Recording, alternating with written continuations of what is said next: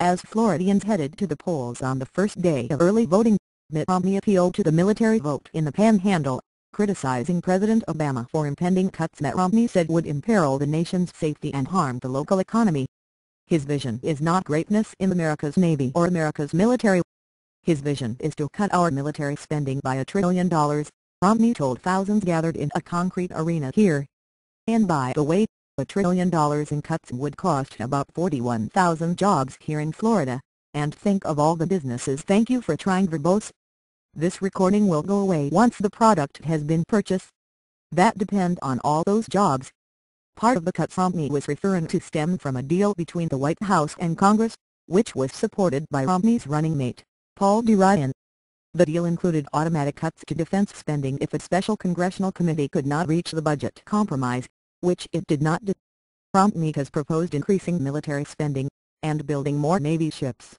You may recall in our most recent debate I made the point that our Navy is now smaller than any time in almost a thank you for trying verbose.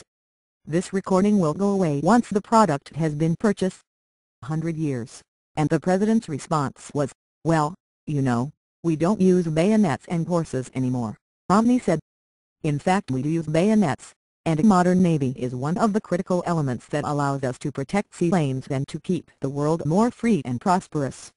Pensacola is a logical place to press the matter as the city is home to a naval air station that employs 23,400 members of the military and civilians.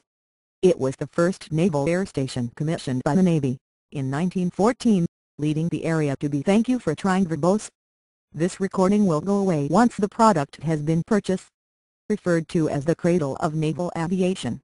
Romney also debuted a new video, a collection of clips from the campaign trail featuring the candidate announcing his bid for the presidency, announcing his running mate, delivering fiery remarks at rallies and visiting with voters, interspersed with scenes of Americana. Romney was introduced by Representative Johnny Mack and Senator Marco Rubio, who urged voters to head to the polls. You need to go out and vote. You need to make sure 5 other people go out and vote. You can convince 5. Thank you for trying verbose. This recording will go away once the product has been purchased. Other people to go, you know who they are, Rubio said. They want to vote but they're not going to unless you get them there. You need to go get them there. And if you know people in some other states, places like, I don't know, Ohio, Colorado, Virginia, you need to call them on the phone. The Florida senator poked fun at a booklet Obama released about his plans for a second term. He just put out a picture book that he calls his plan for the next 4 years. Unfortunately, there's nothing thank you for trying verbose. This recording will go away once the product has been purchased. Really innovative in that picture book. They're the ideas that have failed every time they've ever been tried, Rubio said. They're expensive ideas. They're the ideas of countries that people come here to get away from. Asked later by reporters which countries he was referring to, Rubio declined to name one. Romney laid out his 5-point plan that he says will create 12 million jobs, promised to pursue bipartisan solutions if elected, and argued that the president's campaign has focused on gaps and small things because he has no record to run on. Thank you for trying verbose. This recording will go away once the product has been purchased. The president's agenda keeps getting smaller and smaller and smaller, not just for our military but for Medicare, for jobs, Romney said. This is not a president who has been able to stand up to the challenge of the times. This is an election about big things, about big choices, and that's why in November we're going to elect a person and a team and a people who are going to come together to bring real change and big change to America. The Obama campaign responded by saying Romney's words about bipartisanship were laughable given thank you for trying verbose. This recording will go away once the product has been purchased. The GOP nominee's record.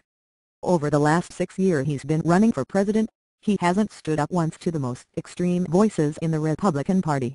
In fact, he catered to them, said Obama spokeswoman Liz Smith, noting that Romney continues to support an Indiana Senate candidate who said that a presidency caused by rape is God's will. And at today's event, his introducer, Senator Marco Rubio, compared President Obama's policies to those of countries that people try to flee, not exactly the words of a party who wants to reach across the thank you for trying verbose.